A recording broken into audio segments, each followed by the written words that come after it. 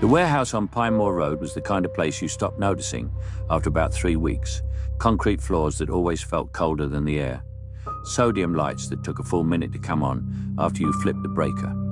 Rows of metal shelving so tall, the top racks disappeared into a kind of grey haze near the ceiling. I worked the overnight inventory shift, 10 at night to 6 in the morning, scanning returns and reshelving anything that came back in resaleable condition. It was a fulfillment center for a mid-sized online retailer. Nothing glamorous, nothing high security. The kind of place that ran on 3 night shift workers, 1 supervisor, and a security guard who mostly stayed in his booth by the truck bay. The thing I want to explain first is how routine erodes your sense of danger. You walk the same aisles every night. You learn which fluorescent tubes flicker. You know that aisle 14 has a slope in the floor where a pallet jack will drift if you let go of it. You know that the bathroom by the break room has a door that doesn't latch unless you pull it twice. After enough nights, the building stops being a building. It becomes background. And background isn't something you watch. The first thing I noticed was the scanner.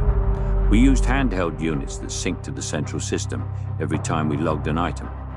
Each scan was time-stamped with the worker ID embedded automatically.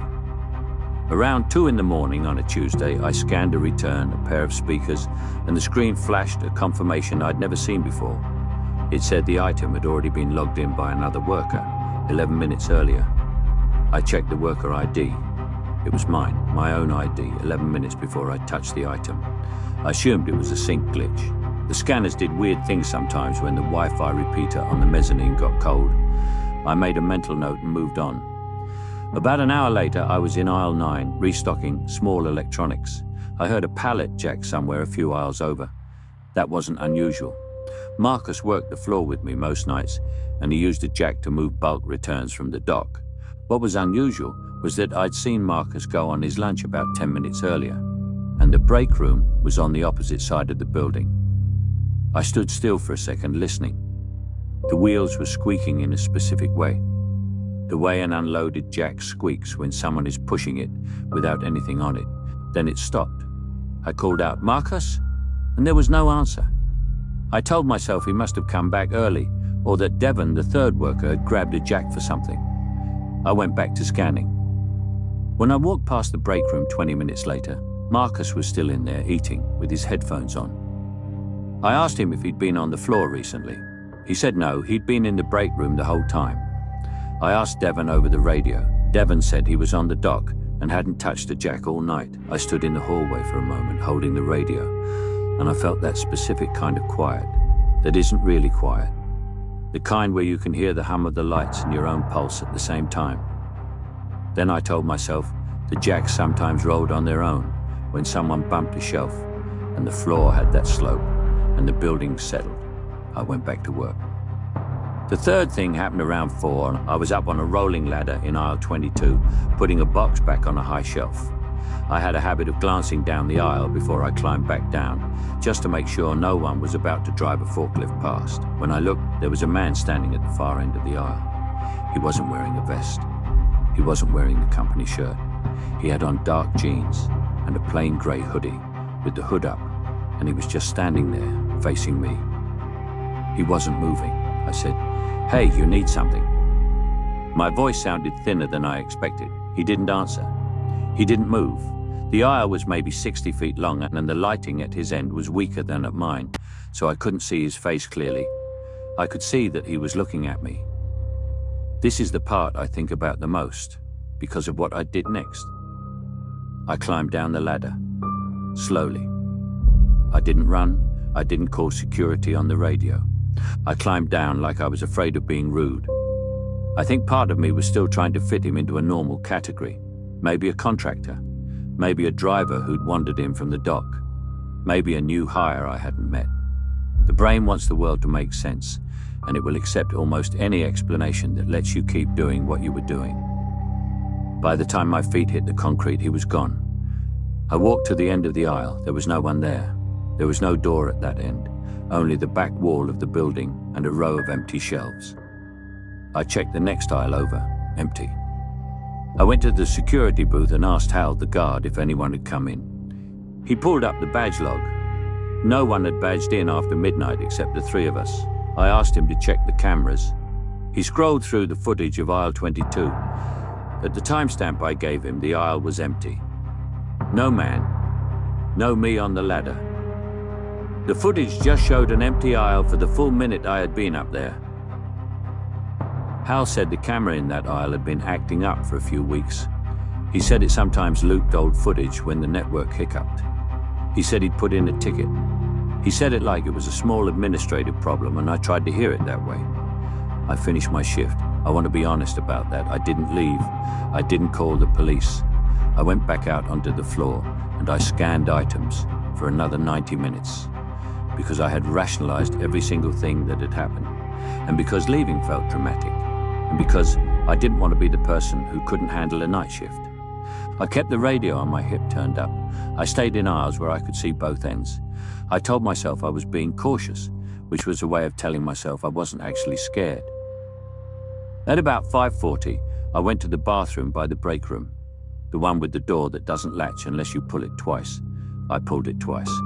I was washing my hands when I noticed in the mirror that the door was open about 2 inches. I had pulled it twice. I know I had. I watched the gap in the mirror for what felt like a long time, and the gap didn't change, and nothing moved in it. But I could not make myself turn around. I stood at the sink with the water running until I heard Devon's voice in the hallway, calling out that the morning crew was pulling in. Then I turned, and the door was closed. I quit 2 days later. I told my supervisor I'd found a day job.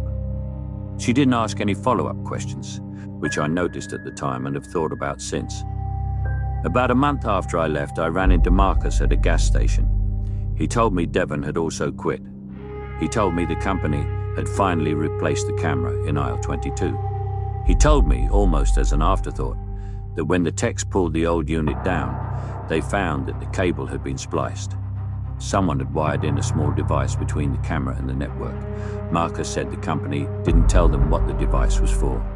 He said the supervisor told everyone it was probably left over from a previous tenant. The building had only ever had one tenant. I don't know who the man in the aisle was. I don't know if he was the same person who scanned the speakers under my ID, or who pushed the empty jack, or who was standing on the other side of the bathroom door. I don't know if it was one person or several. What I know is that for some unknown stretch of time, someone had been inside that warehouse with us and had known the building well enough to move through it without triggering a badge, and had been watching the cameras long enough to know which one to splice. I think about that more than I think about the man himself. I think about the fact that the danger wasn't in the moment I saw him. The danger was in all the nights before that, when I hadn't. Story 2. The second story I want to tell is from a friend of mine. I'll call him Ruben because he asked me to. He worked at a cold storage warehouse outside a small city in the Midwest. Frozen goods, mostly food distribution. The building was kept at around -10 Fahrenheit in the main storage areas, and workers wore insulated suits that made you look like an astronaut and move like one too. Ruben drove a stand-up forklift in the freezer section. He'd been there about 2 years when this happened. Cold storage has its own culture. You don't linger, you don't chat in the aisles. You go in, you do your task, you come out, you warm up in the antechamber, you go back in. The suits are bulky, the hoods muffle sound. Your breath fogs your goggles if you exhale wrong. You learn to communicate with hand signals and short radio bursts. And because the cold is genuinely dangerous, the company had strict rules about pairing. You were never supposed to be alone in the freezer for more than 15 minutes without checking in. The night this happened, Ruben was working with a guy named Petro who was new, maybe 2 weeks in. Petro was quiet, polite, didn't talk much, which Ruben appreciated. They had a list of pallets to move from the deep freezer to the staging area near the loading dock. Standard stuff. They split the list, each took a forklift, and started working. About 40 minutes in, Ruben realized he hadn't heard Petro on the radio for a while. He keyed his own and asked for a check-in. No answer. He waited a minute and tried again. Still nothing. The radio sometimes had dead spots in the deep freezer where the metal shelving and the cold did something to the signal. Ruben told himself that He finished the pallet he was on, drove out to the antechamber and saw Petro's forklift parked there, empty. The keys were still in it. The seat was still warm enough that the frost on it hadn't reformed. Petro's suit was not on the rack. Ruben walked back into the freezer. He drove down each aisle slowly. He called Petro's name. He keyed the radio every 30 seconds. Nothing. He went back out, found the shift supervisor, and told him. The supervisor was annoyed before he was worried. New hires sometimes wandered, new hires sometimes hid to take naps. The supervisor went into the freezer himself. They found Petro about 12 minutes later. He was sitting on the floor in aisle 6 in the deep freezer with his back against a pallet of frozen poultry. His hood was off, his gloves were off, his goggles were beside him on the floor. He was conscious. He was looking up at the ceiling. When Ruben crouched down in front of him, Petro looked at him and said very calmly, "I think I just needed to sit down for a minute." -10, with no gloves and no hood. Ruben said Petro's fingers were already the wrong color. They got him out, got him into the antechamber, got the suit off, called the paramedics. Petro kept apologizing. He kept saying he didn't know why he sat down. He said he'd been driving the forklift and then he'd felt very tired and then he just wanted to sit for a second. Here is the part that I keep coming back to. When the supervisor reviewed the security footage from aisle 6, the timestamp on Petro's collapse was clear, but the footage from the 10 minutes before that showed Petro driving the forklift slowly down the aisle, stopping it, getting off, walking to the pallet, taking off his hood, taking off his gloves, setting his goggles down carefully, and sitting. He did all of it in one continuous motion. He didn't stumble, he didn't sway. He undressed for the cold the way you undress for bed. Petro didn't remember any of it. He remembered driving. He remembered feeling tired. He didn't remember taking anything off. The paramedics asked about medications, about drugs, about prior conditions. He was clean on all of it. The doctor at the hospital later told the company it was possible Petro had experienced what's called paradoxical undressing, which is something hypothermia victims do in the late stages of cold exposure. The brain misfires and the person feels suddenly hot, and they take off their clothes, and they often sit down somewhere quiet, and they die. The problem with that explanation was the timeline. Petro had only been in the freezer for about 35 minutes. People don't reach late-stage hypothermia in 35 minutes in a properly fitted, insulated suit. They reach it after hours, unless the suit isn't working.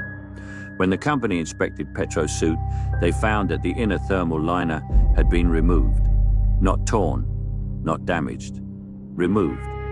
The outer shell was intact, the hood was intact, the seams were intact. But the liner, the part that actually kept you alive in -10, was gone. The suit on the rack looked normal from the outside. Petro said he hadn't noticed anything different when he put it on. He said it had felt the same as every other night. The suits were stored on numbered hooks in the locker room. Each worker had an assigned hook. There were cameras in the locker room, but they were positioned to cover the lockers, not the suit rack. The suit rack was in a corner. The company couldn't determine when the liner had been removed or by whom. They interviewed every worker on every shift. No one admitted to anything. No one was charged. The company quietly replaced all the suits and installed a new camera. Petro lost 2 fingers and didn't come back to work.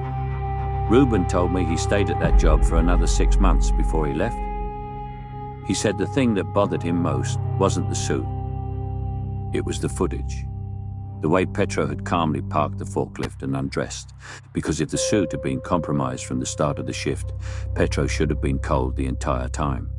He should have been shivering, complaining, asking to swap out. Instead, he worked for 35 minutes, and then he sat down to die very neatly, in a quiet aisle, off camera from the main angle. Ruben said it looked, on the footage, like a person who had been waiting for a signal that only he could hear. I don't know what that means. Ruben doesn't either. He told me he sometimes wonders if Petro remembered more than he admitted and just didn't want to say. He told me he sometimes wonders if someone in the locker room had been watching Petro for longer than 2 weeks. He told me he doesn't go into walk-in freezers anymore, not even at grocery stores, not even for a second. Story 3.